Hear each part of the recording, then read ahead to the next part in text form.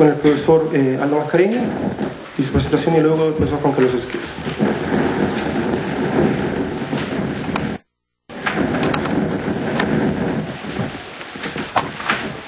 Bueno, primero tengo que dar las gracias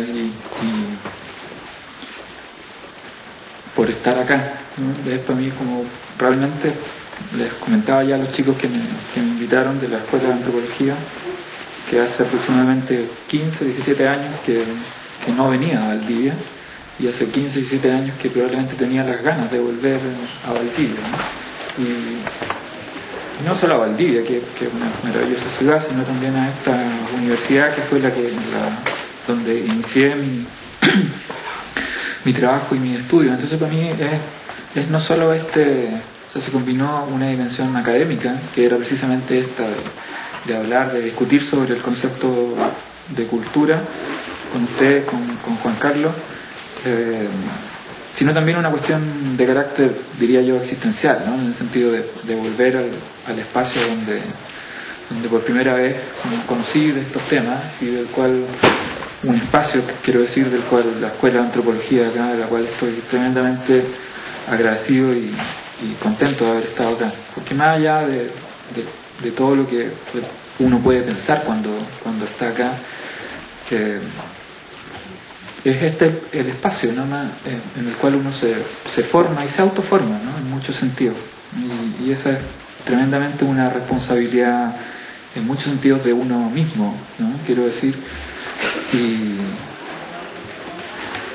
y eso es precisamente lo que a mí en este momento me llega como muy profundamente, el estar acá. Así que le agradezco sinceramente a todo el grupo de gente que se preocupó, ¿no?, y que organizó este seminario.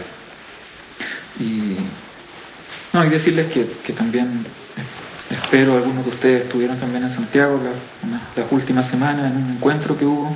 Esas cosas las realizamos constantemente allá también, ¿no? Así que todos también veremos la forma mediante oficializar, mediante la Escuela de Antropología, quizá un contacto más directo, para que también tengamos todos una mayor vinculación en esto, ¿no? Así que muchas gracias. Bueno, no sé si después de lo que les voy a decir van a querer ir a Santiago, ¿no? Pero bueno, a eso vine. Lo que quería hablar ahora es algo que he trabajado probablemente en los últimos 2 o 3 años, más o menos, que se conecta con cuestiones más profundas y teóricas, en el fondo, ¿no?, que he venido trabajando desde hace unos ya 13, 14 años, desde mi estadía en Alemania, ¿no?, que fue la Universidad de Bielefeld, donde comencé a trabajar con teoría de sistemas, la teoría fundamentalmente de Luhmann. Y a partir de eso, bueno, se generaron varias inquietudes. Ustedes conocen, probablemente saben de Luhmann, ¿no?, que es un sociólogo bastante iconoclasta dentro de la sociología contemporánea, y muchas diría yo, de las consecuencias que se derivan de su pensamiento aún no están totalmente perfiladas, aún no están totalmente sacadas, ¿no? Luhmann trabajó en muchos espacios, en teoría de sistemas se trabaja en muchos espacios actualmente ahora, y uno de esos espacios es justamente la cultura, ¿no? Y mi intervención de hoy tiene que ver precisamente con ese concepto, un concepto de cultura. ¿Qué poder decir de ese concepto de cultura? Quisiera primeramente como remitirme a una socióloga inglesa, que es Margaret Archer, a quien probablemente ustedes conozcan, que ha desarrollado toda una teoría acerca de la cultura. Margaret, trabaja especialmente en la relación desde un punto de vista de carácter cibernético, pudiésemos decir así, ¿no?, que intenta vincular la relación de estructura social con la dimensión cultural. Y en el análisis que hace ella en un texto que es originalmente de fines de los años 80, que está traducido al español, se llama Teoría y Cultura Social, Teoría Social y Cultura, perdón. Ella formula un concepto bien bien diría yo, fuerte, ¿no? En el sentido de que en el análisis de las teorías de la cultura en términos generales, ¿no? Ella habla de esta idea del mito de la integración cultural, de que mediante la idea de cultura se ha transformado esta idea de cultura precisamente y lo que ella contiene, esa idea de cultura, en una especie de mito, el mito de la integración cultural. Y cuando refiere a ese mito, ella habla de las construcciones clásicas de la antropología, de las clásicas originales, en el fondo como la de Taylor, de Boas, de Malinowski, de Mannheim, y también algunas sociológicas, como precisamente la de Mannheim, la de Parsons, la de Peter Sorokin, ¿no? Por nombrar algunas de esas teorías clásicas de la cultura que ustedes seguramente conocen. ¿En qué consistía ese mito de la integración cultural? Consistía fundamentalmente en el hecho de que mediante esa idea de cultura, mediante ese concepto de cultura, lo que estas teorías, ¿no?, formulaban, lo que estas teorías pretendían hacer mediante esta idea fuerte de cultura, era una especie de atribución de un determinismo conductual a la cultura, ¿no? Desde ese nivel cultural se explicaba un determinismo conductual de la cultura y se explicaba también la idea de una negativa a una especie de otorgar relevancia a las inconsistencias que aparecían en la cultura.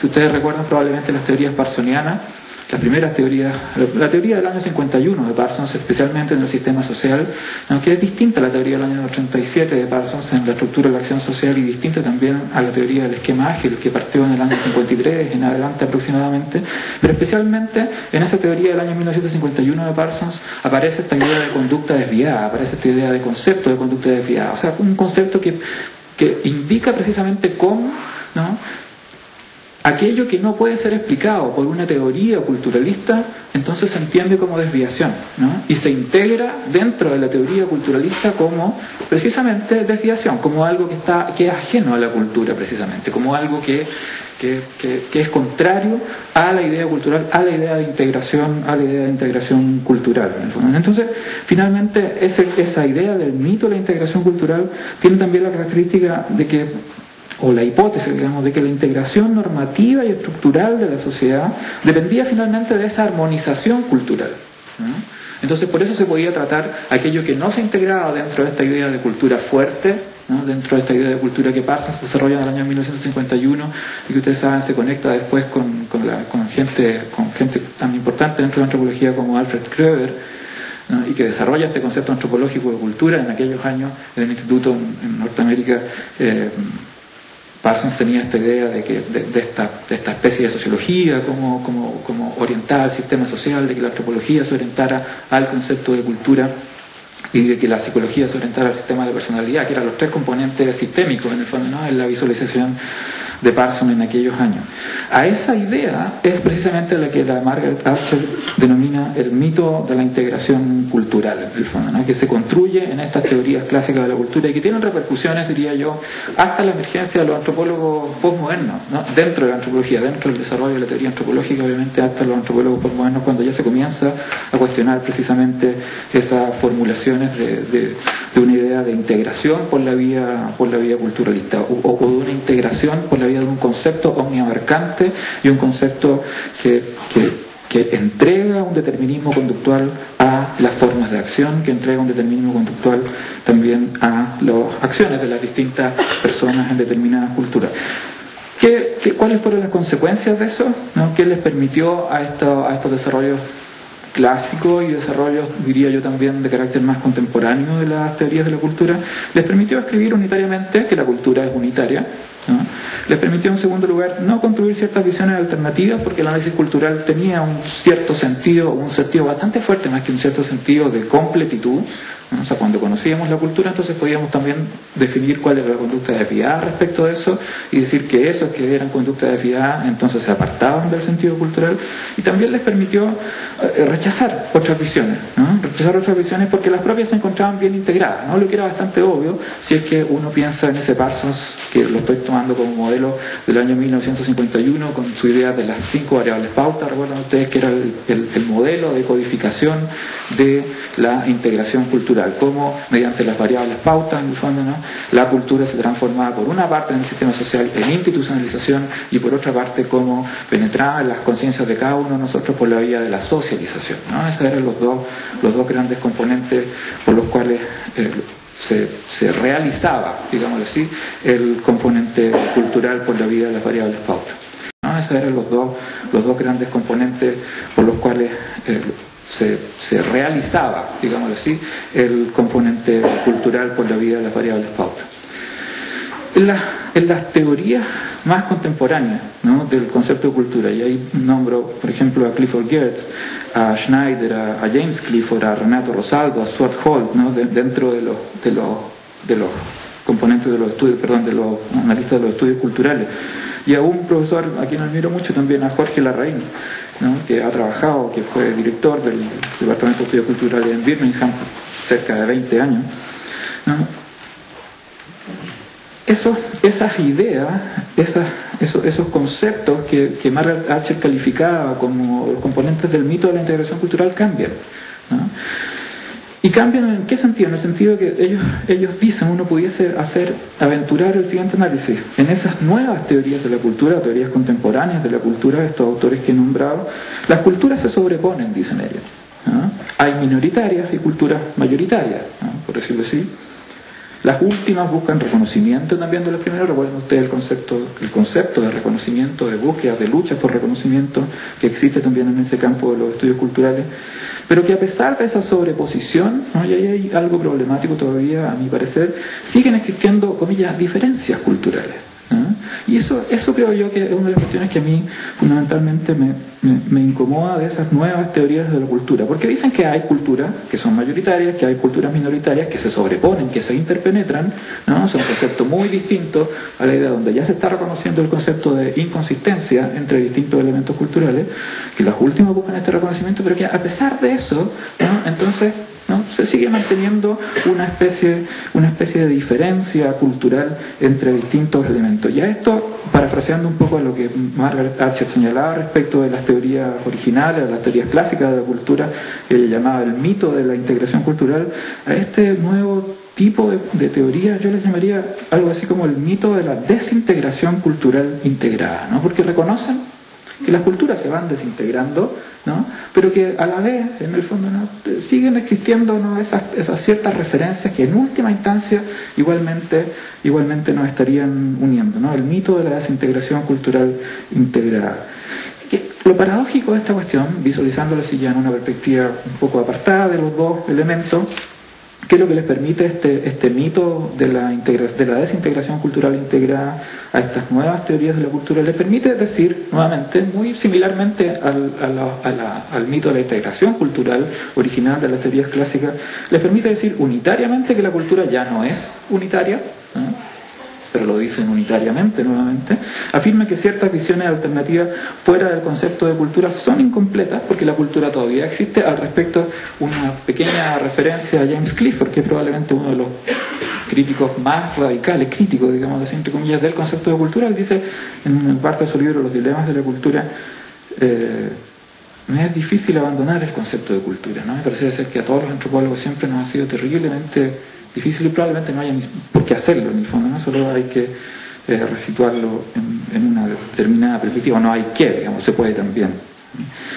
Pero ese mito de la integración cultural integrada también rechazaría otras propuestas porque al no hacer uso de ese concepto de cultura tampoco se integraría muy fácilmente con estas nuevas formas. Con estas formulaciones del mito de la integración cultural integrada, con estas nuevas teorías de la cultura, digamos, no pongamos los nuevos viejos, sino que con estas teorías contemporáneas de la cultura, me pasan fundamentalmente tres cuestiones. La primera es que la primera función de ese concepto de cultura, en el fondo no la acepto, esa idea de que las culturas están interpenetradas, ¿no? Ninguna cultura hoy es una cultura unitaria, pudiésemos decirlo así, ¿no? Ya, yo creo que hay poca gente que lo entiende de ese modo, en términos teóricos estoy hablando, ¿no?, radicalmente en términos de la observación de la teoría. Solo se la podría describir como tal, y aquí ustedes empiezan a ver una cierta inflexión, ¿no? O sea, quiero hacerla notar, la voy a ir desarrollando en el análisis, pero aquí es donde quiero poner un punto de inflexión, ¿no? Porque desde un punto de vista teórico uno puede decir, bueno, culturas se pueden definir ya las culturas como si fuesen objetos, como si fuesen una cosa, pero parece ser que no, parece ser que todos nos convencemos de que eso ya no es posible, ¿no? Pero solo se la podría describir, ¿no? ¿En qué sentido? En el sentido de una utilización que pudiesen hacer, ¿no?, las propias autodescripciones de los propios actores, de los distintos observadores en distintos contextos. Yo creo que ahí hay algo muy, muy vivo y todavía muy interesante de investigar, ¿no? De investigar empíricamente, quiero decir, en esos términos. La segunda función, ¿no? Esta idea de que la cultura, de que se afirman ciertas visiones alternativas fuera del concepto de cultura son incompletas, esa la acepto como más o menos a media, ¿no? Yo diría que hoy no se puede prescindir del concepto de cultura, pero en la teoría habría que resituarlo, ¿no? Y ese es como mi principal punto que quisiera desarrollar hoy, cómo resituarlo. Habría que resituarlo como una autodescripción de los sujetos, ¿no? Que se autodescriben como cultura, ¿no? Y no objetualizarla teóricamente como si existiera de modo objetual, ¿no? Como si existiera, no quiero decir de modo objetivo, ¿no? Es como si existiera como cosa, como algo natural en el mundo, ¿no? Como algo que en el fondo, ¿no? cuando se asume esa autodescripción de los actores, se entiende que así efectivamente es. Y la tercera función de la cultura, esto que se rechace cualquier modelo que no utilice ese concepto, eso yo también la rechazo, ¿no? Pues no aceptar la cultura como una objetualidad natural del mundo, ¿no? O del mundo social en términos concretos, no significa en ningún caso desatender el problema de la cultura, ¿no? Esto es lo que yo trato de hacer mediante la idea mediante la reformulación de la idea de cultura como una, y aquí comienzo específicamente en lo que yo propongo respecto de esta idea, la idea de la cultura como una ficción real, ¿no? Como una ficción real. Ese es, por decirlo así, el eslogan, ¿no? El eslogan como publicitario de la formulación, la idea de cultura como ficción real. Específicamente en lo que yo propongo respecto de esta idea, la idea de la cultura como una ficción real, ¿no? Como una ficción real. Ese es, por decirlo así, el eslogan, ¿no? El eslogan como publicitario de la formulación, la idea de cultura como ficción real. Entonces, ¿en qué consiste esta idea de la cultura como una ficción real, ¿no? Aquí, primero, debiese decir, tengo tres fuentes, ¿no? Tres fuentes teóricas para formular este concepto, o esta categoría en el fondo, ¿no? Y para indicar cuáles son los antecedentes teóricos que estoy ocupando. Primero, obviamente, la teoría de sistemas sociales, ¿no? Ahí, obviamente, no toda la teoría de sistemas sociales, no es necesario integrar toda esa teoría, pero sí ciertas distinciones, ¿no? Sí ciertos elementos centrales, como son, por ejemplo, la distinción entre operaciones de comunicación y las autodescripciones de los actores, ¿no? La teoría de sistemas entiende lo social, ¿no? En términos muy generales, como comunicación, ¿no? Como actos comunicativos, como eventos comunicativos, ¿no? Y hace una diferencia respecto de la forma en que en esa comunicación cada uno de nosotros se describe a sí mismo, se autodescribe, por tanto, cómo grupos se autodescriben y cómo esas autodescripciones se generan en la comunicación, se autogeneran en la comunicación y se van estabilizando en esa propia comunicación por algo, ¿no? Por algo, finalmente, esas comunicaciones se autoestabilizan y se transforman en autodescripciones, en semánticas, dice la teoría. Otro elemento que rescato de la teoría de sistemas también es la distinción entre inclusión y exclusión, ¿no? Que es un concepto que no hay que identificar inicialmente con la idea de pobreza. No voy a explicar por qué no se identifica radicalmente con la idea de pobreza, pero ese es otro concepto clave, la idea de inclusión y exclusión. Y también la idea de equivalentes funcionales, aunque eso lo utilizo en menor grado. Equivalentes funcionales es simplemente el hecho de que uno pueda utilizar, de que existan elementos, digámoslo así, funciones comunes en distintos contextos para los cuales se emplean diversas distinciones, quiero decir. Una segunda fuente, esa es la primera, la teoría de sistemas. Una segunda fuente es el postestructuralismo de Jacques Derrida, ¿no? Eso les parecerá tremendamente terrible, ¿no? y totalmente heterodoxo, ¿no? Pero ahí me parecía muy relevante la idea de la formulación de Derrida respecto de la iterabilidad simbólica, ¿no? Y aquí ustedes probablemente puedan comenzar a ver ciertas conexiones con la antropología posmoderna, ¿no? ¿Qué significa esta idea de la iterabilidad simbólica? Algo muy simple, el hecho de que cada símbolo, ¿no? Tiene que reiterarse para que se transforme en un símbolo estabilizado, ¿no? Pero cuando se reitera por otras personas indeterminadas. Cuando se reitera por otros indeterminados, entonces ese símbolo cambia de sentido, ¿no? Porque no todos somos iguales y no todos podemos pensar del mismo modo. todos somos democráticos, pudiésemos decir así, pero cuando cada uno de nosotros se nos pregunta qué es lo que es la democracia para cada uno de nosotros, todos respondemos cuestiones distintas. Probablemente si lo hacemos como un ejercicio ahora, pudiésemos llegar a la conclusión de que nuestros conceptos de democracia son terriblemente distintos y dramáticamente distintos, ¿no? Y finalmente nos hacemos la pregunta, ¿cómo es posible que subsistamos, comillas, democráticamente si todos tenemos conceptos distintos de democracia? A eso se refiere esta idea de iterabilidad simbólica. También el concepto de construcción, o no lo quiero llamar técnica para que no se revuelva en su tumba de arriba, pero la idea sí de construcción me parece relevante dentro del análisis cultural. Y por último, la antropología postestructural, también esta idea de James Clifford, ¿no? La idea de ficción seria. James Clifford habla de ficciones serias, son dominios de verdad, dice, son ficciones serias, ¿no? Esa es como la formulación. A mí la idea de ficción seria me parece demasiado ficcional, ¿no? La idea de ficción real, ¿no? Me parece que equilibra, ¿no? Lo que yo quiero señalar respecto del concepto de cultura, porque se trata de ficción. ¿Y qué significa eso? Se trata de que no, y conectándolo con la idea de arriba, de que no son formulaciones de alguna esencia cultural, ¿no? No son formulaciones de algún hecho natural que exista en el mundo, que exista objetualmente en el mundo, ¿no? Y en ese sentido no hay un fundamento sobre el cual esas descripciones, un fundamento último y natural y objetual y objetivo, ¿no? Sobre el cual esas distinciones se sienten, ¿no? Pero sí, efectivamente, se trata de realidades de discurso, en el fondo, ¿no? Porque generan, bueno, pongámoslo radicalmente, generan muerte, generan violencia, en última instancia, pero también generan autodescripciones por las cuales cada uno de nosotros vivimos. Es lo único que los actores tienen y es lo único que nosotros también tenemos, ¿no? Para continuar justamente en un mundo que uno pudiese llamar, desde las ideas más postestructuralistas, o ¿no? Incluso de la idea ilustrada, un mundo postmetafísico, ¿no? Un mundo donde ya no hay una definición metafísica del mundo a la cual todos tengamos que adherir. O sea, esas descripciones metafísicas en un mundo postmetafísico se vuelven también, ¿no? Otra descripción y otra autojustificación de ese mundo en el mundo mismo que se describe en cada una de las descripciones. Entonces esas son las tres fuentes.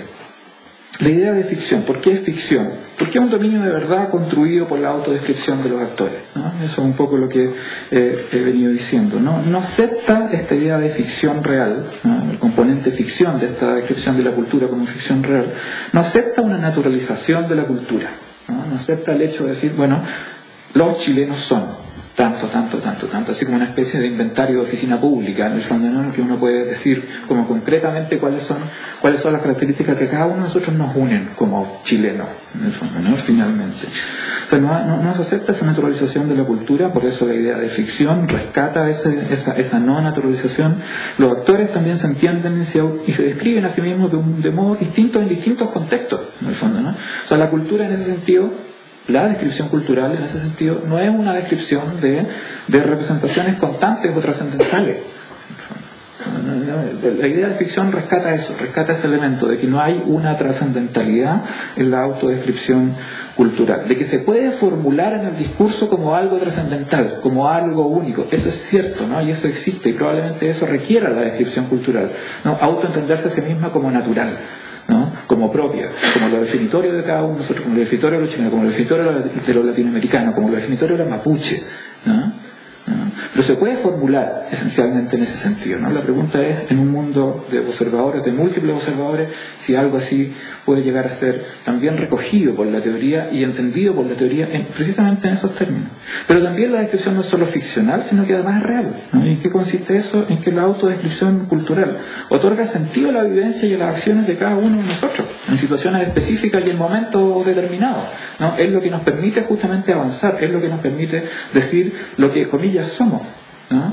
Y es lo que nos permite seguir con esa idea constantemente y avanzar en esa idea y tener objetivos políticos, tener objetivos estratégicos, tener objetivos de inclusión y exclusión, ¿no? En distintas constelaciones simbólicas, en distintos rendimientos a los que queramos acceder.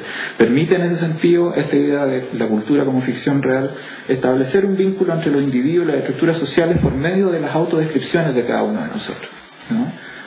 Por medio de las formas en que nos autoentendemos, por medio de la forma en que en esas autodescripciones nuestras también entendemos al otro y formulamos al otro como tal.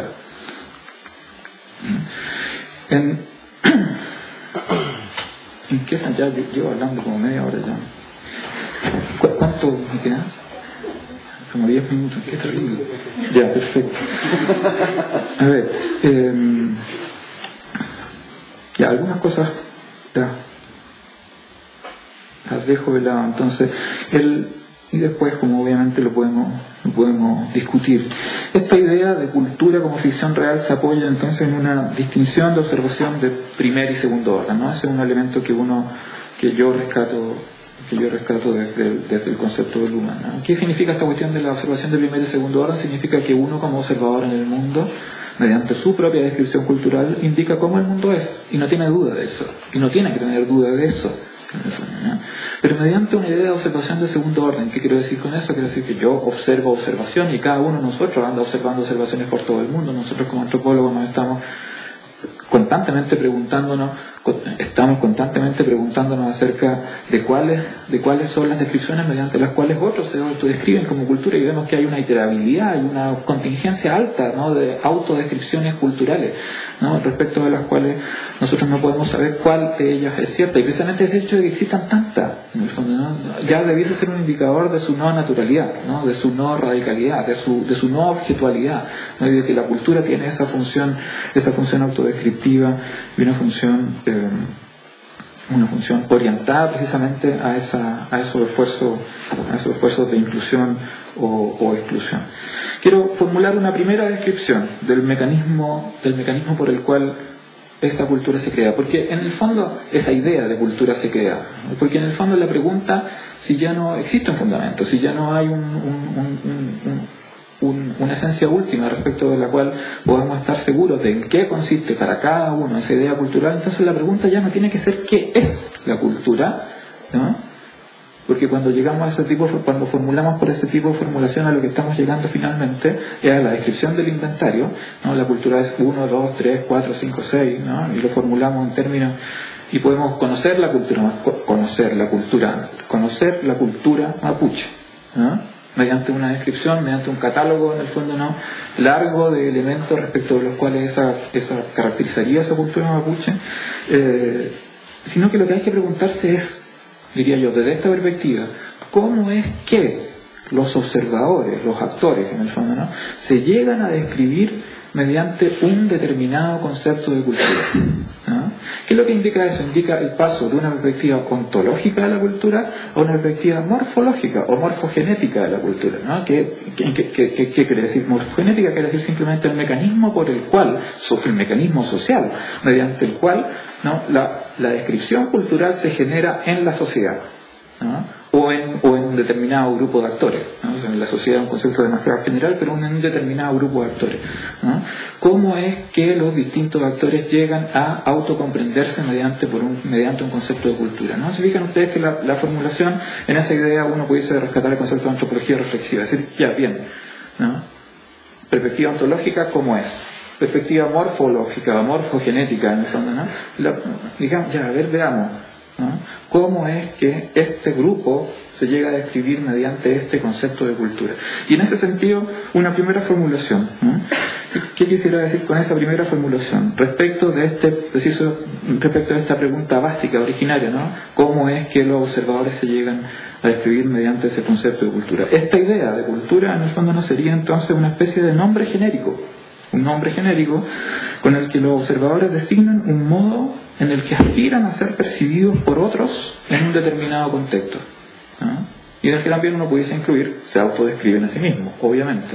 Pero en esa descripción, ¿qué es lo que pasa en esa descripción? Lo que pasa es que esa descripción, si es que esto es así, si es que yo aspiro a autodescribirme y aspiro a que mediante esa autodescripción también otros me describan a mí, esa autodescripción tiene la condición de que necesariamente tiene que ser reiterable, ¿no?, tiene que ser repetible, por tanto, ¿no?, en otros contextos indeterminados. Como los contextos en los que se reitera esa pretensión de autodescripción cambian, varían, ¿no?, entonces al recrearse en otros contextos, esa autodescripción siempre se transforma en, comillas, otra cultura, ¿no?, otra autodescripción, ¿no?, por otros indeterminados, ¿no? Fíjense ustedes cómo va iterando esa formulación. Entonces se produce una paradoja. ¿Y cuál es la paradoja? La paradoja es que la descripción cultura pretende afirmar su unidad por la reiteración de otros que al reiterarla la hacen variar, ¿no? Porque evidentemente en un contexto complejo, moderno, ¿no? hiperdiferenciado que hoy tenemos, entonces se producen esas variaciones que son locales, ¿no? Que son en muchos casos idiosincráticas, en muchos casos individuales, pero que también se integran y se interpenetran con otras descripciones, autodescripciones de carácter cultural. Entonces, en ese sentido, visto teóricamente, el concepto de cultura se transforma en una especie de marca de un vacío, ¿no? Se transforma en una especie de receptáculo que puede ser llenado con distintas referencias en distintos contextos, y que de hecho es llenado con distintas referencias en distintos contextos. La cultura chilena es distinta al 11 al 18 de septiembre, es súper distinta, ¿no? O sea, nosotros lo vivenciamos todos los días. Ninguna de ellas es ¿cuál es la verdadera? ¿Es la del 11 o es la del 18? ¿no? Al 18, pudiésemos decir todo, ¿no? No, pero ahí está la gran pregunta, ¿no? O sea, ¿dónde está la clave de esa cuestión, ¿no? O sea, es natural esa cultura, por ejemplo, lo que se produce en el 11 de septiembre, la idea de derechos humanos, ¿no? Eso es algo rescatable de la cultura chilena, y también es rescatable la empanada y el vino tinto del 18, ¿no? O sea, o no, ¿no? Si es que no estamos en esos espacios. Entonces, la cultura en ese sentido se transforma en una especie de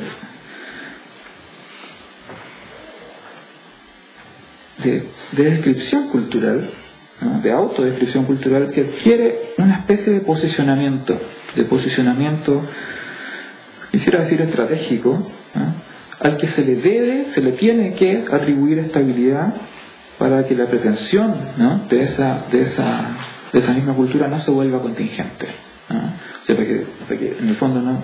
distingamos qué es lo que queremos mediante esa autodescripción que nosotros mismos formulamos de nosotros mismos. Voy a integrar un segundo elemento, el elemento de la inclusión. Me paso, ¿no? 5 minutos, perdón, Juan Carlos, ¿no? y concluyo con eso. Quiero integrar ese concepto de ficción cultural como inclusión y exclusión, ¿no? En el concepto de la distinción de inclusión y exclusión. Y ahí tendría la segunda descripción del mecanismo morfogenético de la cultura, que la voy a leer. Mediante la descripción cultural, recuerdan ustedes el mecanismo morfogenético que responde no a la pregunta ontológica ¿qué es?, sino a la pregunta ontológica ¿cómo es que?, ¿no? Uno se llega a describir mediante el concepto de cultura. Mediante la descripción cultural se formulan en la comunicación estabilizaciones de expectativas que buscan elevar probabilidades de inclusión o de exclusión de determinados rendimientos, de determinados contextos simbólicos para los individuos que adhieran a la descripción cultural, o más bien para aquellos que se dice que adhieren a esa descripción, ¿no? O que en la descripción cultural misma se formula que adhieren. ¿Cuáles son las premisas de esta cuestión? La premisa es que hay contextos simbólicos que se diferencian, ¿no? Y eso yo diría con la antropología, desde la antropología clásica lo reconocemos siempre, ¿no? Cuáles los individuos se incluyen o se excluyen, ¿no? En ese sentido, la distinción inclusión y exclusión es una distinción general, ¿no? Que indica simplemente si las personas participan o no de esos rendimientos simbólicos, de esos espacios simbólicos, ¿no? O sea, no hay que identificar en este sentido la inclusión con el lado bueno y la exclusión con el lado malo, porque muchas veces la gente o nosotros mismos encontramos bueno estar excluidos en el fondo, ¿no? O sea, por ejemplo, no sé cuántos de ustedes están inscritos en los registros electorales y no se creen que es bueno estar no incluido, especialmente la semana pasada en el fondo, ¿no? Y además uno se siente responsable muchas veces de tener que participar de esas cuestiones y no sé, establecer como legitimar ciertas cosas con las cuales uno no está de acuerdo. No sé, yo, por ejemplo, siempre he estado muy contento de no tener que ir a misa, digamos. O sea, me siento excluido, ¿no? de ese condicionamiento religioso y me sale bien así.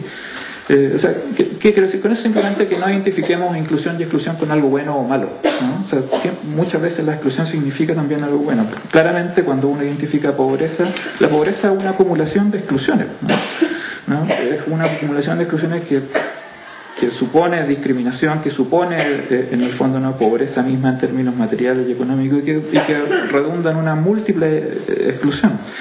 Pero sin embargo, estas constelaciones sistémicas en el fondo, ¿no? O sea, sistemas, grandes sistemas funcionales o espacios institucionales, funcionan con un principio de plena inclusión. ¿Qué significa eso? Significa que todos estos espacios, en el fondo, la política, la religión, ¿no? El derecho, la economía, requieren que nosotros participemos de esos espacios, ¿no? Lo necesitan para seguir subsistiendo, ¿no? Si uno hace caso a la descripción sistémica de sistemas autopoyéticos, como se le llama muy canónicamente dentro de la teoría de sistemas, ¿qué significa eso? Significa que esos espacios requieren de comunicaciones. O sea, si todos nosotros dejamos de pagar, si todos nosotros dejamos de votar, ¿no? Si el padrón electoral de la gente joven no se sigue inscribiendo y se mueren todos los que estamos inscritos en los registros electorales, entonces se acaba esa legitimación de carácter político, ¿no? Los sistemas requieren, en el fondo, ¿no? esa inclusión nuestra, ¿no? Porque sin ella simplemente no se pueden reproducir. ¿Y qué significa ese principio de plena inclusión? Que todos estamos en disponibilidad de acceder a esa inclusión y que no hay semántica, incluso ya no hay, ¿no? semánticas universales para la exclusión de la sociedad en términos generales, ¿no? Pero ¿cuál es el problema de esta cuestión? El problema es que a esas instituciones, a esos espacios políticos, legales, económicos, no les interesa quién se incluya, ¿no? No les interesa qué grupos se incluyan, ¿no? O sea, lo mismo que sea Piñera el que mueve el sistema financiero chileno, a que seamos todos nosotros los que compremos, ¿no? Si hay grandes masas de gente excluida, discriminada y en pobreza, eso no importa a las constelaciones económicas o a las constelaciones políticas. O sea, si hay gente en los registros electorales, ustedes se dan cuenta, ¿no? Los políticos se hacen los lesos con la cuestión de la modificación de las formas de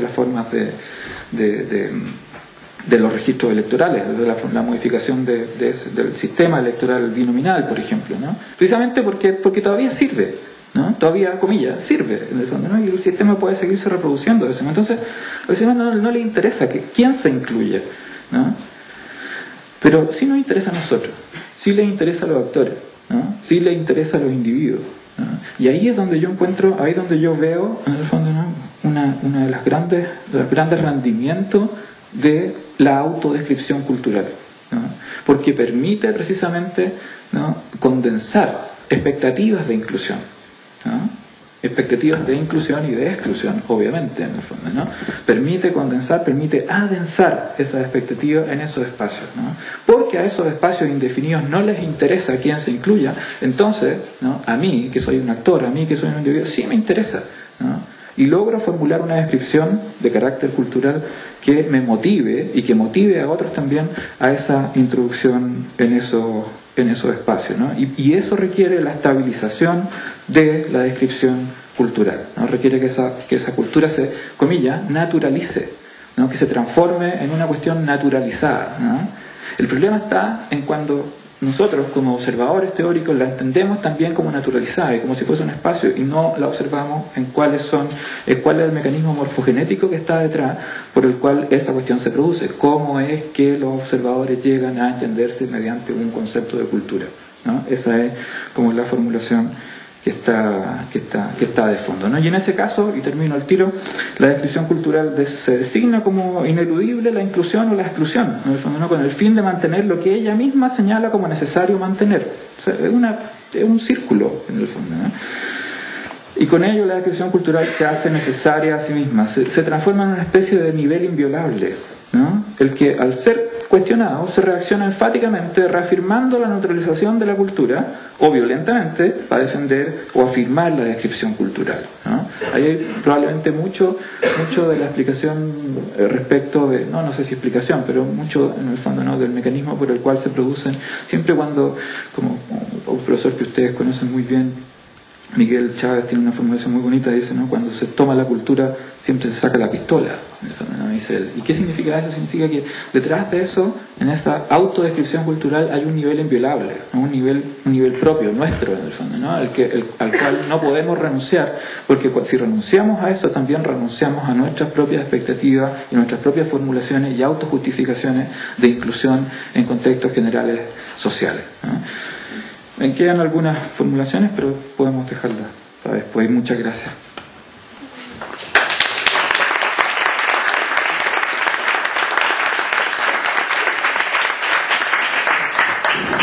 Bueno, Gracias, Aldo. La verdad es que siempre es motivo de orgullo para nosotros que tú de alguna manera nos representes en las altas esferas, digamos, de intelectuales de nuestro país como Universidad Austral de Chile. Yo creo que es importante decirlo porque en realidad es señero también para las generaciones que están aquí presentes y lo valoramos y lo conservamos como un grato recuerdo, aunque no te lo hayamos dicho, pero lo hemos escrito. Ya lo sabía. Así es que es muy agradable contar con eso. Yo, básicamente mi reflexión, digamos, rápidamente creo que es un signo de lealtad, digamos, posicionarse frente a los fenómenos desde una cierta perspectiva teórica, y en el caso mío, claramente yo me inscribo dentro de lo que podría llamarse en términos muy genéricos, muy amplios, lo que es la teoría de la acción o la agencia o la praxis social, que tiene, digamos, una profunda trayectoria histórica en el campo de las ciencias antropológicas. Y en ese sentido es bueno también plantear que esta mirada de la práctica no reconoce la misma historia con la cual nos han habituado los pensadores posmodernos, vale decir, esta noción con la cual se parte de que la cultura es algo integrado, de que es un sistema armónico, de que hay elementos unitarios, no aparece, digamos, para nada en las lecturas de los autores que yo reconozco como parte de la raíz de lo que yo voy a plantear. Por ejemplo, Max Gluckman, que es un autor sudafricano que se enfrenta al tema del colonialismo y entiende que la cultura se plantea, digamos, en contextos de crisis, en conflicto, ¿no es cierto? Y que los elementos principales que constituyen los procesos culturales son la ambigüedad, por ejemplo. O autores como Víctor Turner, que claramente asumen que los ritos, la razón de ser de los ritos, justamente no para integrarse, sino que más bien para resolver las contradicciones fundamentales que se plantean en la existencia social de un colectivo. Es de ahí donde yo me planteo como mirada general. Y en ese sentido quisiera argumentar algo que no todos están dispuestos a argumentar, que es la validez de este concepto de cultura. O sea, vengo a rescatar el concepto de cultura, el vapuleado concepto de cultura, y lo hago con la modestia y la dignidad del cargo. Y pienso que efectivamente con este concepto de cultura, ¿no? Es la única forma que se nos hace asible el fenómeno humano. Pero, insisto, mi visión va a ser una partida desde la práctica. Ahora, esta recuperación la planteo en un contexto donde esta herramienta analítica fundamental con la cual nosotros operamos ha sido de alguna manera abandonada, y ha permitido que para subsidiar su rol en la explicación de los fenómenos humanos se hayan planteado una serie de otros conceptos que hoy día los conocemos de memoria y los recitamos a diario, como puede ser imaginario, social, conceptos, digamos, de hegemonía, temas de discurso, que de algún modo están compitiendo, están reemplazando, están sustituyendo espacios que la mirada antropológica de alguna manera tenía resuelta hacía bastante tiempo. Pero no es tal vez eso la preocupación principal, porque creo que los conceptos deben discutir y disputar digamos, territorios teóricos en términos de su capacidad heurística. Pienso que más allá de eso, la discusión lo que ha hecho, y esa es la preocupación central mía, es abandonar el territorio social como el gran territorio de la observación y experimentación en el campo del conocimiento antropológico. Pienso que desgraciadamente el territorio de la reflexión digamos, al de alguna manera cuestionarse el tema de la cultura, al anularse la potencialidad de este concepto, ha sido entregado entonces más bien a la reflexión literaria, a los estudios postcoloniales, cuyo énfasis ha tenido como centro el tema de las narrativas, el tema de los relatos, el tema, ¿no es cierto?, del producto cultural o la cultura como texto. Pienso que de alguna manera el llamado es recuperar el concepto, pero al mismo tiempo recuperarlo como parte de procesos sociales, y eso obliga a la reflexión acerca de los procesos sociales.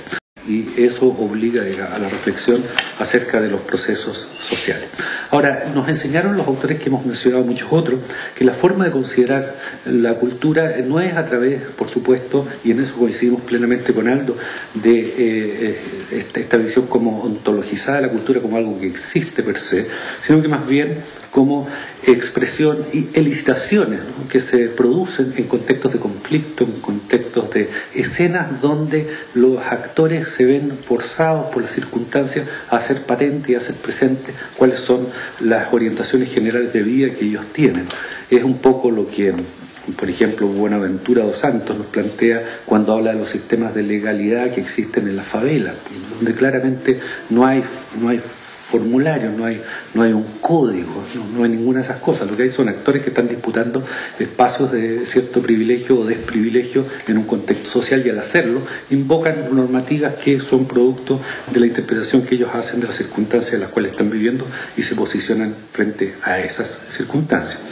Y es, por lo tanto, ese fenómeno que Giddens, en el campo de la sociología, a Giddens le encanta inventar palabras. Esta es una más de las que hay, muchas de las que ha inventado. La instanciación, ¿sí? El momento en que se instancian los fenómenos, ¿no? Y se dan a conocer como los elementos constitutivos, ¿no? Que los actores recuperan a objeto de entrar en la disputa social. Ahora, esos momentos de instanciación, que más bien en la mirada de Víctor Termen serían los dramas sociales, o en general se ven repetidos en otros conceptos dentro de la literatura antropológica, es cuando emergen las visiones y se articulan las visiones que se constituyen como referentes para la acción en ese momento dado. Es el momento en el cual los actores hacen evidente no la cultura, sino que la interpretación, y no la interpretación, sino que la articulación contingente que ellos hacen de la interpretación que ellos tienen de los recursos culturales que se ponen a su disposición en el momento en que están actuando. Suena complejo, suena largo, pero en lo sustantivo lo que no queremos es cosificar la cultura, no, simplemente queremos decir que cada vez que ésta se enuncia adquiere una cierta fisonomía cuya naturaleza, y tal vez es el punto de fondo, ha de explicarse en función de los contextos sociales y sobre todo, y creo que aquí es donde se producen tal vez las principales diferencias de visiones entre perspectivas como la perspectiva sistémica y la teoría de la agencia, son esencialmente históricas. Vale decir, aquí asumimos que la agencia, y en eso también nos nutrimos con algunas miradas contemporáneas desde la filosofía, las agencias no son solamente humanas. Vale decir, la historia humana recupera a la historia humana a través de los objetos, y los objetos cobran vida en la escena social, y por lo tanto, como Bruno Latour lo sugiere, debiéramos considerar que nuestras sociedades son un ensamble entre cosas humanas y no humanas que se agencian recíprocamente. Pero eso significa que, en cierto modo, los seres humanos estamos constreñidos por procesos históricos que, en cierto modo, nos habilitan, porque nos dan como los recursos básicos para poder actuar en el mundo, pero al mismo tiempo nos inhabilitan y nos impiden actuar del modo tal vez como nosotros mismos quisiéramos. Para eso, insisto, es bueno remitirse a historias locales, por así decirlo. Hay dos historias locales que yo cito como interesantes, donde las autodescripciones de los autores son complejas, porque de alguna manera los ponen a ellos mismos en entredicho. Y pongo estos dos ejemplos como simplemente ejemplos de carácter ilustrativo para poder dar cuenta de la visión que yo propongo, digamos, para el concepto de cultura, que de paso se ha dicho, no es una visión tan original como tal vez yo mismo quisiera que fuera. Una en extremo local, que es una conversación íntima que se ocurre, digamos, en la costa de Valdivia, en una comunidad indígena, donde dos mujeres conversan acerca de su vida, y una de ellas le cuenta a la otra lo difícil que la vida ha sido para ella, toda vez que ella está viviendo en una tierra que en el fondo, o está cargando con el estigma de vivir en el fondo, en una tierra en la cual no le correspondería vivir. Y la otra es una historia global que todos vimos, no sé si todos vimos, pero ojalá hubiéramos visto por la tele, donde el sacerdote mayor de la economía global, que es Alan Greenspan, tiene que rendir cuentas de su gestión en la Reserva Federal Norteamericana ante la Cámara de Diputados en Estados Unidos. Entonces, estas dos escenas a mí me permiten decir, miren, en realidad estos actores primero están actuando informados por recursos culturales a los cuales tienen que, de alguna manera, llegarse a objeto de legitimar sus posiciones. Dos, la forma como estos personajes operan con estos recursos culturales está profundamente determinada por circunstancias que escapan a su control. Tres, esas formas, ¿no es cierto?, que escapan a su control tienen que ver con la historicidad en la cual les ha tocado, en suerte o en mala suerte, nacer. Ese no es mi teléfono, pero así sonaba antes. Voy a poner de todas maneras por si acaso. Entonces, básicamente no voy a leer las historias completas, pero sí algunos extractos. En el fondo, ¿cuál es el problema de una mujer mapuche que vive en la costa de Valdivia? Básicamente, el problema es que esto es un territorio patrilocal. Vale decir, patrilocal y en cierto modo endogámico, y eso hace que una persona gane su estatus y su posición social en virtud de ser capaz, ¿no?, de traer a su mujer y vivir en el territorio y desarrollar su vida plena en función del linaje o patrilinaje al cual esta persona se adscribe. La situación equívoca en este escenario es cuando un hombre, por ejemplo, no tiene la capacidad económica, no tiene la capacidad física como para hacer eso y no le queda otra que simplemente allegarse al terreno que obtiene de parte de la familia de la mujer, en cuyo caso la comunidad tiene una serie de estereotipos, uno de los cuales es bastante doloroso, diría yo, que es la imagen del mantenido, ¿no? Y el mantenido, por muchas autodescripciones que haga de su vida, y la familia, ¿no?, que haga, es muy difícil que pueda hacer una cosa dispara o distinta a lo que la circunstancia le está forzando. Y es un poco ese el relato que plantea esta persona, dice más en el texto, digamos, está hablando de dos razas, ¿no? La raza lafkenche, costera o costina, y la raza, ¿no es cierto?, y usa la palabra raza, arribana, ¿no?, que es la del interior. Entonces dice, a nosotros los arribanos todavía nos retan, de repente nos retaron en el colegio, raza arribana, así nos decían. Y mi mamá es de Coayapo, mi mamá porque por la raza de mi padre, y eso es discriminación era, raza arribana. Así los niños, qué combate que nos dábamos. Claramente la mujer está de alguna manera denunciando a través del relato el hecho de haber sido ella discriminada y su familia entera por el hecho de que su padre en definitiva era lo que hemos dicho antes, un mantenido, ¿cierto?, arribano, y las cholas que le decía mi abuela, por eso se vino con su hijo, no dejó a su hijo tampoco, que era mi padre. Y ahí viene la historia de cómo se produce este fenómeno. Y el lugar al cual, ¿no es cierto?, ellos están adscritos está constituido básicamente por una familia que repite sus nombres, de modo tal que el escenario social se constituye en base a una norma que va dando forma a la proliferación de cierto apellido que controla el poder, controla los espacios de privilegio, y quienes no gocen, digamos, de la legítima relación con el apellido van a verse enfrentados a este fenómeno de la discriminación que describe la propia mujer en el lugar. Y la ley, ¿no es cierto?, es que la mujer tiene que irse a vivir con el hombre, y así, ¿no es cierto?, habrá siempre de ser. Entonces resulta incuestionable, creo yo, en esta escena, que hay ciertos principios que gobiernan las relaciones sociales, principios acerca de los cuales los actores no pueden desentenderse. Que esta señora, digamos, no puede liberarse a sus deseos, y que no le cabe sino que cargar con el peso de una cultura que valora la patria y localidad. Cultura, digamos, en que las posibilidades de adscribirse o no al grupo dominante se plantean en términos de sumisión o escape, ¿no? Y escape no es posible.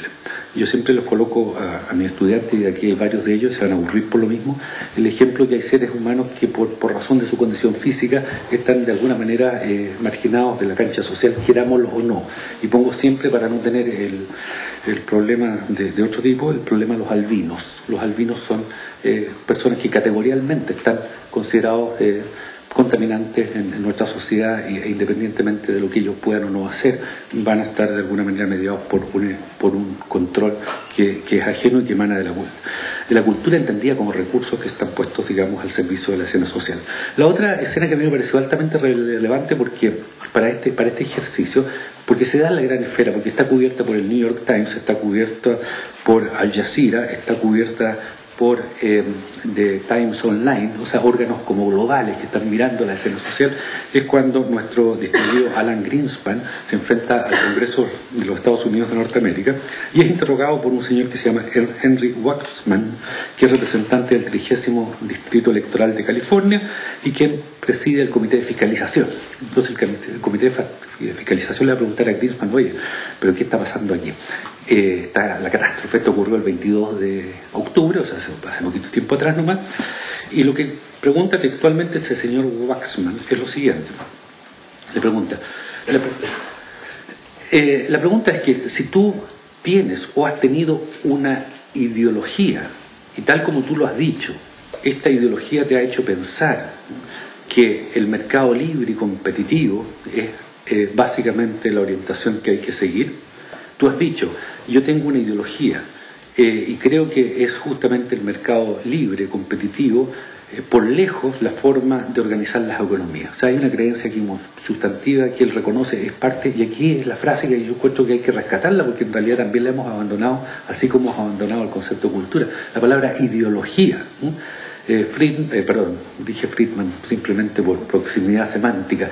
Greenspan está reconociendo que él tiene una ideología a través de la cual se representa el mundo. O sea, hay una versión cultural que en su caso la considera conveniente y necesaria a objeto de operar en el mundo y transformarlo o legitimar el orden tal cual este se da. Y lo que está planteando es que tratamos, ¿no es cierto?, Él piensa que la regulación es el gran fantasma, no sé, el gran demonio que acecha la economía. Ahora, le pregunta a este diputado, pero ¿tú piensas que tu ideología te llevó a tomar decisiones que a lo mejor no hubieses querido hacer o haber hecho? Y Greenspan le dice, bueno, le precisa, le dice, mira, acuérdate que una ideología no es más que un elemento conceptual, básicamente, y que todos tenemos que tener una porque si no, no podríamos tratar con la realidad. Para existir necesitamos tener una ideología. El problema es saber si la ideología que tenemos es específica o no, digo. Y lo que estoy diciendo es que sí, yo encontré una falencia, una debilidad, y yo no sé, digamos, cuán permanente puede ser, pero sí estoy muy preocupado por el hecho.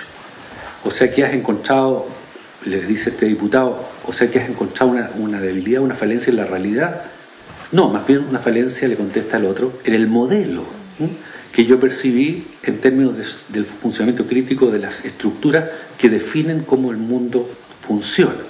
Y resulta que no estaba funcionando. Greenspan reconoce, digamos, que haber creído en lo que respetuosamente podríamos haber llamado la autopoiesis, ¿no?, de los mercados, porque él piensa que los bancos habrían de operar en función de sus propios intereses y por lo tanto se iban a asegurar de otorgar créditos que pudiesen después ser liquidados de la forma como convenientemente lo es para la buena existencia del propio banco y de sus propios clientes. Obviamente la deficiencia, dice, de su ideología fue un error del modelo, ¿no?, que yo percibí como la estructura crítica de funcionamiento que define cómo avanza el mundo. Claramente entonces ¿para qué les digo lo que pasó después? Pues todos ustedes saben, ¿no?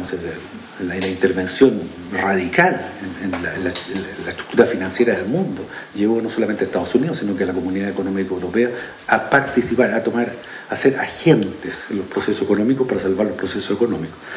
Ahora, estas dos historias a mí me cuentan qué es lo que me cuentan.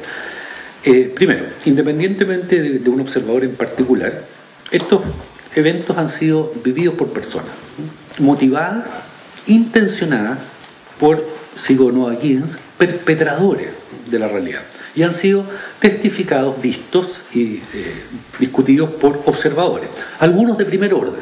Me imagino que Alan Greenspan y Nuestra Señora Florencia, que teníamos en el primer relato, podrían probablemente observadores de primer orden.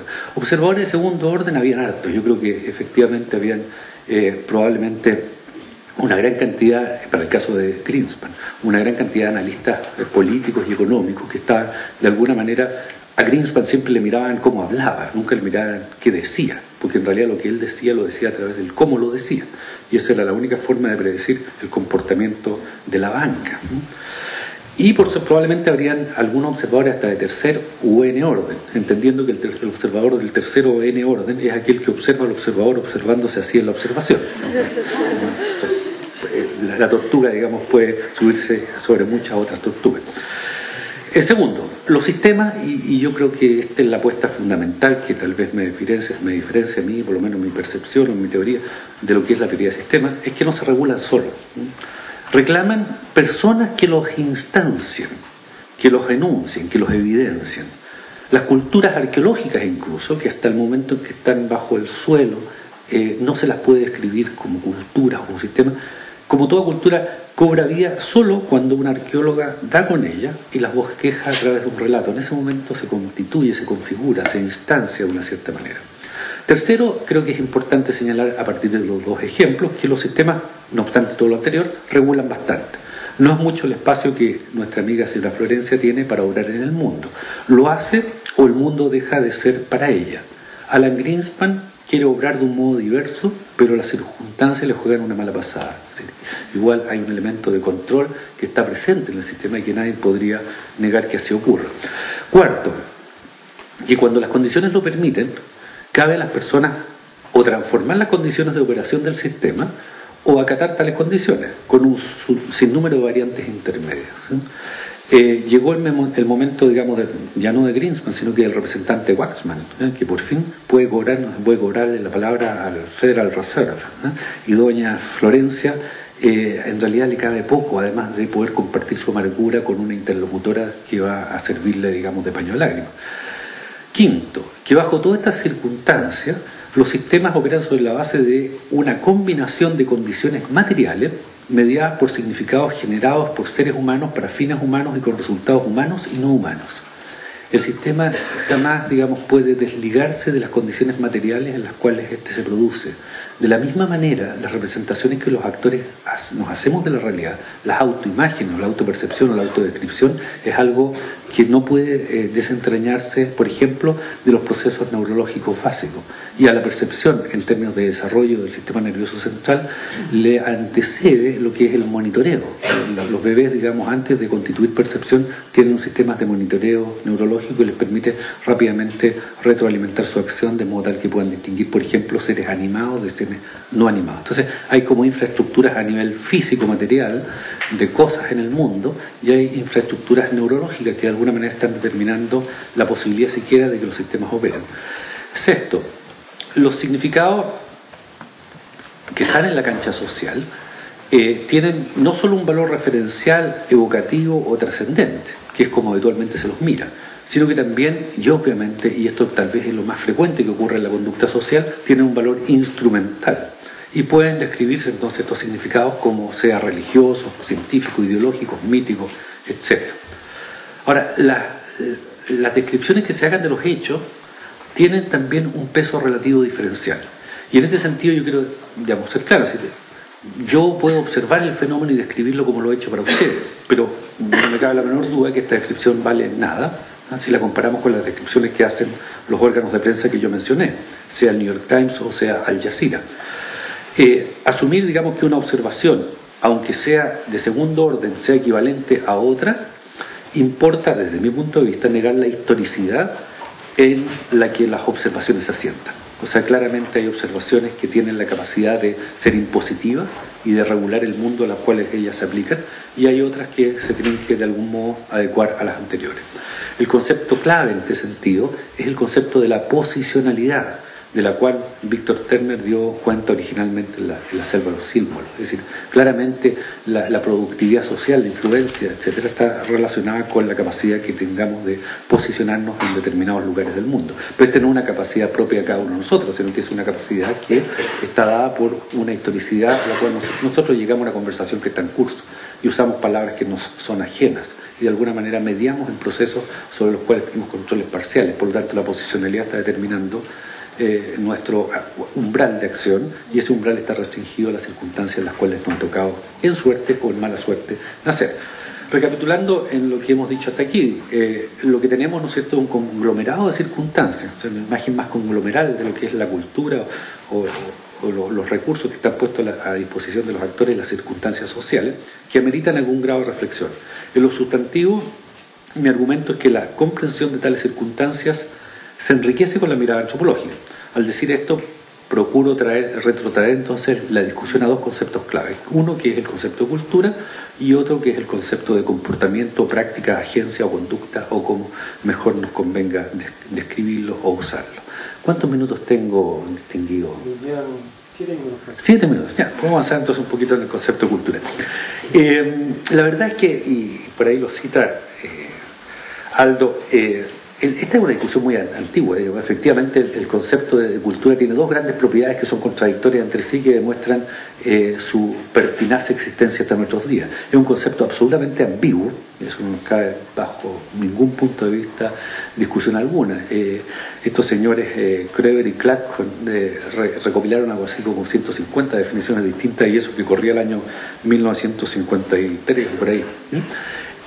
Pero por lo mismo, los seres que son ambiguos y son como laxos en sus constituciones suelen ser lo que los psicólogos llaman resilientes. Por lo tanto, desde 1870 por lo menos hasta la fecha sigue el concepto presente en la cancha social. Ahora, no les voy a citar la larga definición que Kreber y Kluckhohn dieron al concepto de cultura como conclusión de ese estudio, porque era tan larga que al final nunca fue citado como definición. O sea, se citó el estudio, se dijo este señor, ¿no es cierto?, sobre esta compilación, etc. Pero hay una pequeña definición un poco anterior, y que es la que yo usaba en clases chiquitas desde el primer año, y no es novedosa, es de 1941, ¿ya? Y la da un señor Robert Redfield, estudiando en México y estudiando, digamos, las culturas mayas. Y lo que plantea es bastante simple, dice que Básicamente la cultura son los significados socialmente compartidos que se manifiestan en actos y en artefactos.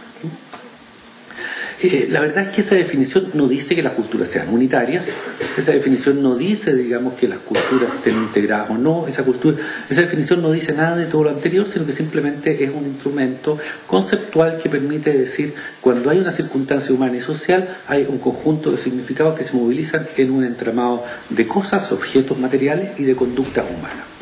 Eso es básicamente la forma como yo he asumido este concepto hasta nuestros días.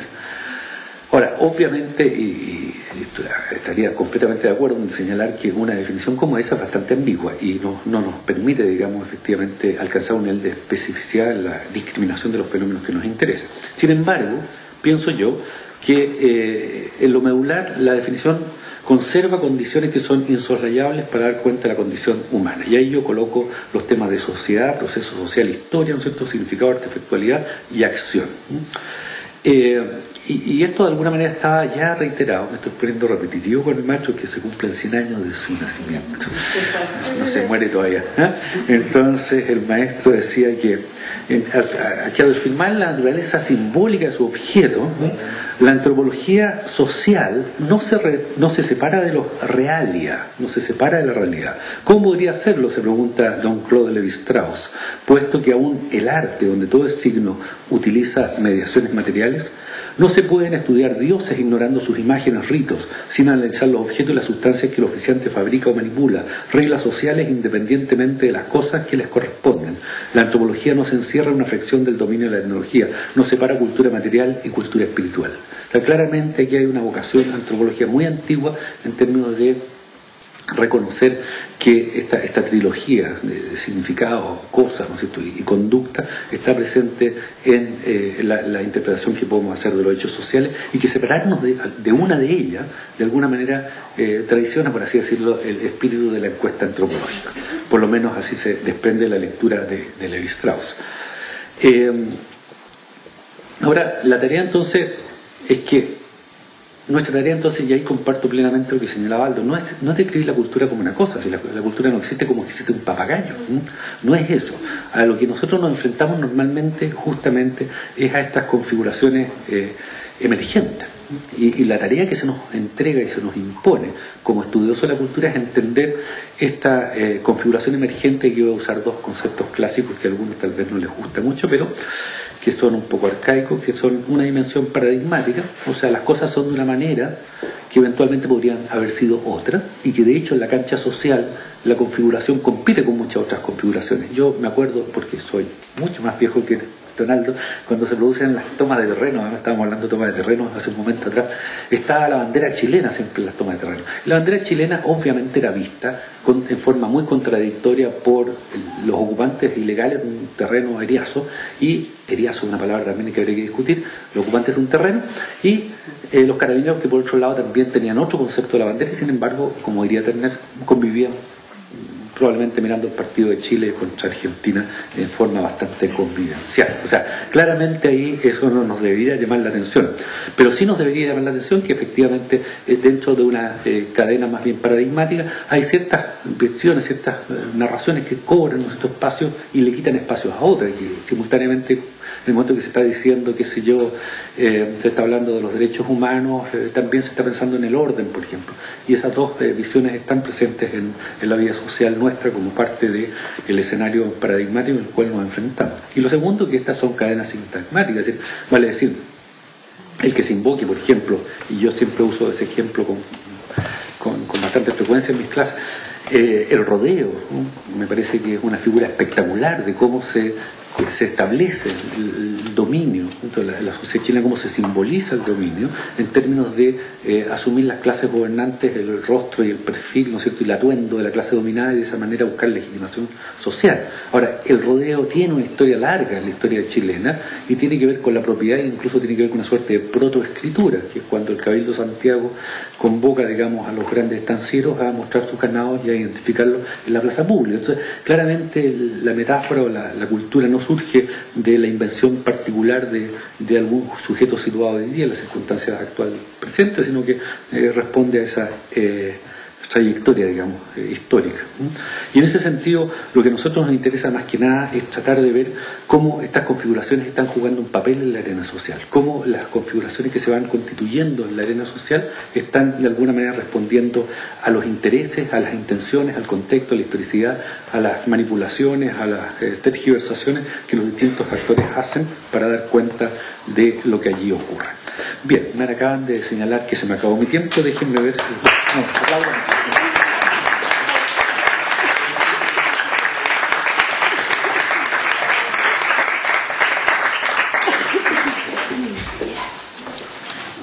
Bueno, como dije hace un ratito, la modalidad va a ser que luego de la exposición del profesor Aldo Mascareño y el profesor Juan Carlos Esquius van a haber 5 minutos por cada expositor para que puedan dar algún comentario acerca de la exposición de su colega. Bueno, a ver. Siempre uno parte diciendo probablemente, bueno, estoy de acuerdo en muchas de las cosas que el profesor... Pero quiero partir quizás al revés. Es decir, cuando Juan Carlos habla, por ejemplo, ¿no?, de la idea de cultura, y lo mencionó como 3 o 4 veces, al menos alcancé a notar 3, la idea de que la cultura emerge de contextos de crisis, ¿no? O sea, como la idea de cultura, de descripción cultural, emerge de contextos de crisis. Después mencionó la idea de contextos de conflicto, ¿no? Surgen contextos de conflicto. Después la idea de dramas sociales, de situaciones de dramas sociales, ¿no? Fíjense, en esos tres elementos, en esos 3 momentos, ¿no?, es cuando precisamente, pareciera ser, nos está diciendo Juan Carlos, es donde la idea de cultura se hace explícita, ¿no? El momento, lo noté, el momento donde se hace presente la articulación contingente de la cultura, ¿no? Como fue más o menos la formulación. Cada vez que se enuncia, ¿no? Y ahí es donde yo diría está la clave de la cuestión, ¿no? Porque en cada vez de esos momentos de crisis, de esos contextos de conflicto y de esos dramas sociales, es cuando la cultura se formula de un determinado modo, ¿no? Si cambia el contexto, si cambia la crisis, si cambia el drama, entonces la cultura tiene que formularse de otro modo, tiene que hacerse iterar. La pregunta es entonces, ¿cuál es la cultura? ¿No? ¿Cuál es la cultura? O sea, la cultura es, por tanto, ¿no?, una descripción que se autodescribe como tal, ¿no?, y que exige en su propia autodescripción ciertas formulaciones de inclusión y de exclusión, ¿no? Cuando en cada uno de esos contextos, miren las palabras, en el fondo de la semántica de las palabras, crisis, conflicto, drama, ¿no? ¿Qué son esos momentos? Son situaciones que cuando se vivencian como tales, son situaciones que se vivencian en términos generales como exclusión, ¿no?, para la vivencia de los actores. ¿Qué es lo que yo formulo en situaciones de drama, de conflicto y de crisis? ¿No? Formulo cuáles son las condiciones fundamentales por las cuales yo requiero, para mí mismo, para mi grupo, para mi subsistencia, ¿no?, autoentenderme y autodesarrollarme, en el fondo, ¿no?, y seguir con la continuación de la sobrevivencia, para seguir formulándolo canónicamente, de mi autopoiesis, de mi autogeneración, de mi autorreferencia. ¿Cómo yo puedo seguir siendo yo frente a este drama, frente a esta crisis, frente a este conflicto, ¿no?, formulando de manera fuerte qué es lo que yo quiero y cuáles son mis pretensiones, ¿no?, frente a ese contexto que me impone el drama, que me impone la crisis y que me impone el conflicto? El conflicto es simplemente una negación a seguir siendo lo que a uno se le impone desde el entorno hacer, ¿no? El conflicto es no. El conflicto es un mecanismo de variación frente a la estructura de los sistemas, un mecanismo del cual los actores disponen frente a eso. Y esa autoformulación del propio interés, ¿no?, de la propia perspectiva, de la autorreproducción, de la propia vida, del propio estilo de vida, que es un concepto que me gusta a mí mucho más dentro de varios de los que mencionó Juan Carlos, como discurso, hegemonía, imaginario, estilos de vida, que es precisamente la forma en que mediante la cual, ¿no?, yo puedo definir qué es lo que me interesa en ese respectivo momento, en esa respectiva crisis, en ese respectivo conflicto, en ese respectivo drama. Y cómo yo construyo eso en términos de los actores. Bueno, lo construyo históricamente, ¿no? Y en ese sentido no tengo ningún problema con el concepto de historicidad, en el fondo, ¿no? El problema es que cuando se rescata la historia, ¿no?, tampoco estamos rescatando lo que aconteció en el pasado. Estamos rescatando una descripción en el presente acerca de lo que aconteció en el pasado. Y cuando rescatamos una descripción en el presente acerca de lo que aconteció en el pasado, lo que estamos haciendo es instanciando, ¿no?, actualizando, ¿no?, como lo diríamos como lo diría, quiero decir, en términos más sistémicos, si ustedes quieren, ¿no?, es actualizando una descripción del pasado, ¿no? Cuando yo rescato la historia, piensa en la historia de Chile. ¿Cuál es la historia de Chile? ¿No? El combate naval de Iquique, el salto que se pasó, ¿no?, cuando chocó el Huáscar con la embajada, ¿eso? ¿No? O sea, ¿cuál es? ¿Qué es lo que yo rescato? Perdón que caricaturice, ¿no? Pero ¿qué es lo que yo rescato con eso? ¿No? Cuando yo rescato una descripción del pasado en el presente, y cuando la rescato en el presente, lo que estoy haciendo es actualizándola hoy en la comunicación, y cuando la actualizo hoy, la someto al otro, ¿no? La someto a la doble contingencia, a la alteridad de cómo el otro ve esa descripción mía y de cómo yo veo esa descripción del pasado también, ¿no? Entonces, rescatar la historia, cuidado, no es rescatar la historia, es rescatar la descripción, ¿no?, de aquello que yo interpreto como acontecimiento histórico y que me permite precisamente, ¿no?, justificar mi pretensión de inclusión o exclusión hoy frente a esos momentos de crisis, de conflicto o de drama. Otras cosas, pero creo que eso es como... Bien, sí, yo obviamente no me refiero a la historia de Chile. No, estoy obviamente que no. Historia, estoy hablando de la historicidad, ¿no? Ahora, pienso que efectivamente el tema de las exclusiones y las inclusiones obviamente es como consustancial a la definición de cualquiera sea el concepto de cultura que se maneja, digamos. Y ahí yo creo que de nuevo el maestro me había dicho porque el caballero plantea que la manera en que unos elementos de este sistema han sido retenidos y otros excluidos permite concebir el sistema local como un conjunto de elecciones significativas, compatibles o incompatibles con otras elecciones por cada sociedad o cada periodo de su desenvolvimiento se ha visto llevado a operar. Es decir, el concebir el concepto de cultura como un sistema de exclusiones e inclusiones es la naturaleza propia de la cultura. Es decir, yo creo que Bourdieu fue bastante claro con el texto de distinciones, es decir, mira, en realidad en la arena social, en la cancha social, cualquiera sea la situación que se experimente, vamos a tener que hay cierta clausura de territorio. Y esa clausura de territorio opera sobre la base de los códigos. Eso está ya en la literatura antropológica desde mucho antes. Citar solamente a Mary Douglas y el uso que ella hace de los códigos restrictos y los códigos elaborados, tomados de Bernstein, para justamente señalar cómo los cuerpos sociales son capaces de articular un conjunto de elecciones significativas para tomar la referencia de Levi-Strauss y constituirlas en una compuerta, una suerte de muro separador con los otros. Ahora, lo que yo creo que planteo es que los actores no están tan libremente determinados para adoptar este u otro. Lo que estoy diciendo es que el ámbito de sus constricciones está de alguna manera preestablecido por circunstancias sobre las cuales ellos no tienen capacidad de gobierno. Por lo tanto, creo que analizar el tema de la autodescripción sin la posicionalidad a mí me parece que es limitante. Es limitante porque no da la posibilidad de entender las posibilidades de los propios actores.